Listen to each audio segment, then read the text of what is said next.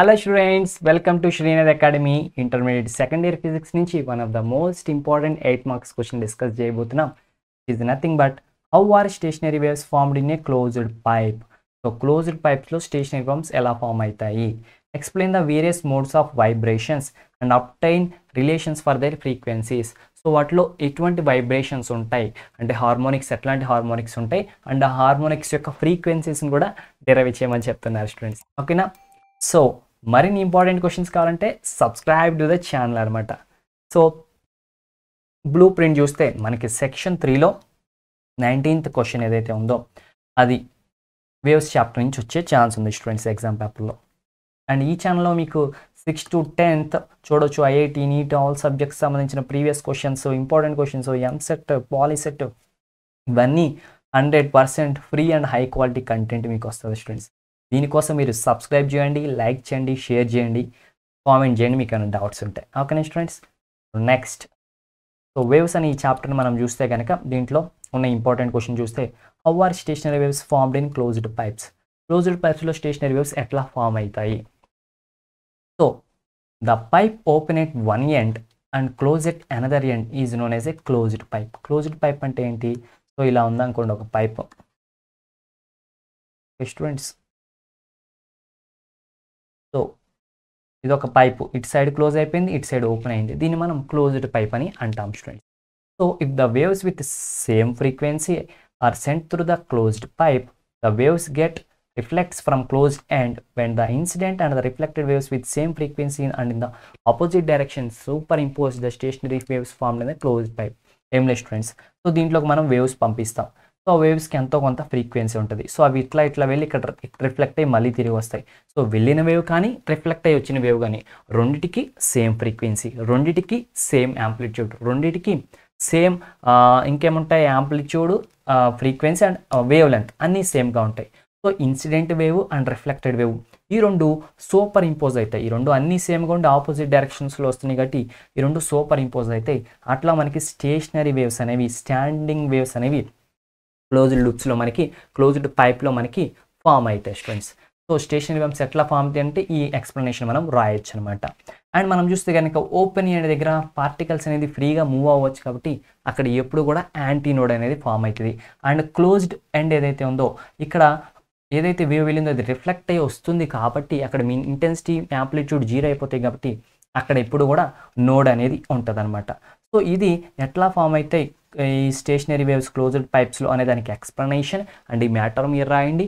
ఇంకా మీ ఓన్ వర్డ్స్లో నేను చెప్పిన ఏమైనా రాసినా కానీ ప్రాబ్లం లేదు. సో నెక్స్ట్ ఏంటంటే కనుక వాటిలో ఉండే వైబ్రేషన్స్ ఏంటి, వాటిలో ఉండే హార్మోనిక్స్ ఏంటి, సో అవి మనం చూద్దాం స్టూడెంట్స్. ఓకేనా? సో ఫస్ట్ వచ్చేసి ఇక్కడ మనం ఏం చూస్తాం తెలుసా? ఫస్ట్ హార్మోనిక్, దీని నేమ్ వచ్చేసి first harmonic or fundamental frequency. Fundamental frequency, first harmonic or fundamental frequency. So ఇక్కడ మనం చూస్తే కనుక డయాగ్రామ్ ఎట్లా ఉంటుందంటే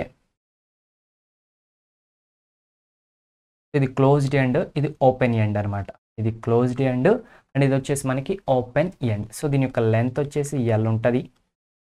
ఓకేనా? సో ఓపెన్ ఎండ్ దగ్గర ఇప్పుడు మనకి యాంటీ నోడ్ ఫామ్ అవుతుంది అండ్ క్లోజ్డ్ ఎండ్ దగ్గర మనకి ఎప్పుడు నోడ్ ఫామ్ అవుతుంది.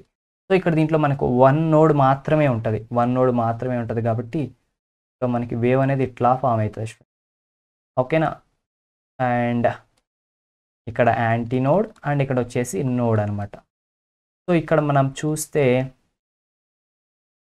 లెంత్ ఎంతకి ఈక్వల్ అవుతుంది?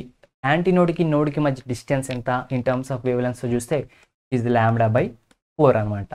సో ఇప్పుడు నార్మల్గా ఫ్రీక్వెన్సీ ఫైండ్ అవుట్ చేయాలని మనకు తెలుసు కదా. ఫ్రీక్వెన్సీ మేబీ ఇది ఫస్ట్ ఫ్రీక్వెన్సీ అనుకుంటే velocity divided by wave length. So ఇక్కడ వేవ్ లెంత్ ఎంత? దీని నుంచి చూస్తే వేవ్ లెంత్ λ = 4L అనమాట.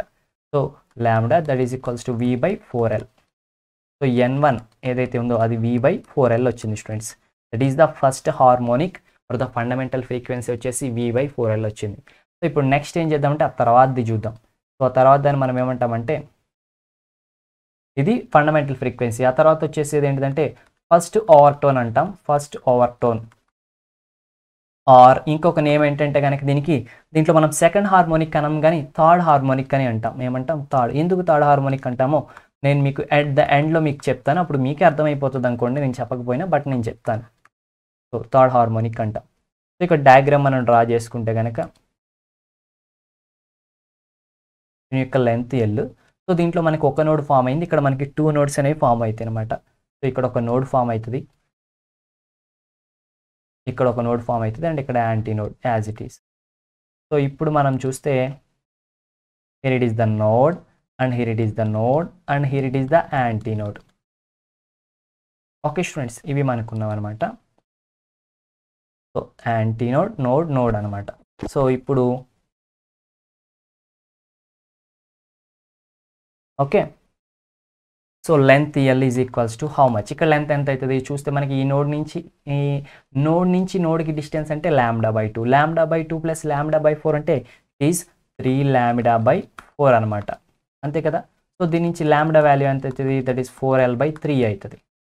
ఇప్పుడు దీన్ని మనం ఫ్రీక్వెన్సీస్లో సబ్స్టిట్యూట్ చేసామనుకోండి, దేర్ ఫోర్ v/4l/λ అంటే 4l/3 అంటే 3v/l వచ్చింది. సో ఇక్కడ చూడండి n = 3v/l వచ్చింది, ఇక్కడేమో v/4l వస్తే ఇక్కడ 3v/4 వచ్చింది అనమాట.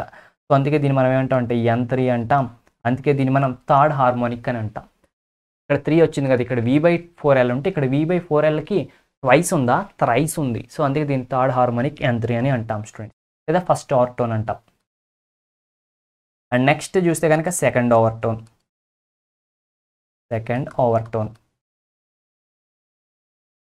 ఆర్ ఇక్కడ మనం ఫిఫ్త్ హార్మోనిక్ అంటాం. ఎందుకంటాం మీకు ఆల్రెడీ అర్థమైపోయి ఉంటుంది, అండ్ ఇక్కడ రాబోయే ఆన్సర్ కూడా మీకు అర్థమైపోయి ఉంటుంది. ఫిఫ్త్ హార్మోనిక్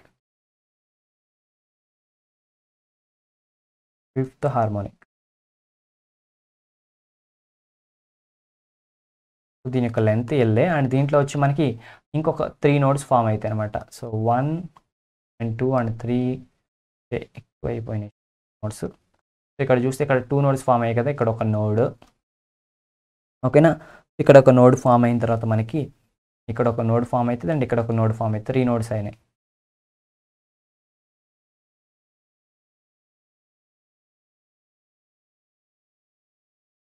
ఓకేనా. సో ఇప్పుడు ఇక్కడ లెంత్ చూసామనుకోండి, లెంత్ ఎలిజికల్ హౌ మచ్, ఇది నోడు. సో ఈ నోడ్ నుంచి ఈ నోడ్కి λ/2, ఈ నోడ్ నుంచి ఈ నోడ్కి ఇంకో λ/2, అంటే ఇక్కడ నుంచి ఇక్కడికి మొత్తంగా లాంబ్డా, అండ్ ఇక్కడ నుంచి ఇక్కడికి λ/4. సో లాంబ్డా ప్లస్ λ/4 ఎంత అవుతుంది స్టూడెంట్స్, చెప్పాలి మీరే. దట్ ఈస్ 5 λ/4 అవుతుంది కదా, 5 λ/4 అవుతుంది. సో దీని నుంచి మనకి లాంబ్డా వాల్యూ ఎంత వస్తుంది, 4l/5 వస్తుంది, 4l/5 వస్తుంది. సో ఇప్పుడు మనం ఫ్రీక్వెన్సీ n5 అంటాం, దీన్ని చూస్తే కనుక ఎంత వస్తుంది, v/λ అంటే ఎంత 4l/5 అనమాట. సో దాట్స్ ఇట్, అందుకే మనం దీన్ని ఫిఫ్త్ హార్మోనిక్ అంటాం. సో ఇక్కడ మనం చూస్తే కనుక fundamental frequency, first overtone, second overtone, ఈ రేషియో ఎట్లా ఉందంటే ఈజ్ 1:3:5 ఉంది. అదే ఓపెన్ పైప్స్లో అయితేనేమో 1:2:3 ఉంటుంది అనమాట, ఇక్కడ 1:3:5 ఉంది స్టూడెంట్స్, ఓకేనా. సో ఇది క్లోజ్డ్ పైప్స్లో ఉండే ఫ్రీక్వెన్సీస్ యొక్క రిలేషన్ స్టూడెంట్స్. సో అన్నీ ఫైండ్ అవుట్ చేస్తాం కదా, దాట్స్ ఇట్. ఇక్కడతో మనకి కంప్లీట్ అయిపోయింది. And thanks for the watching. And మీకు నెక్స్ట్ క్వశ్చన్ కావాలంటే కనుక డిస్క్రిప్షన్లో లింక్ ఉంటుంది, వెళ్ళి చూడండి. So subscribe the channel, like the video, share the video, comment below if you have any doubts. Bye bye students.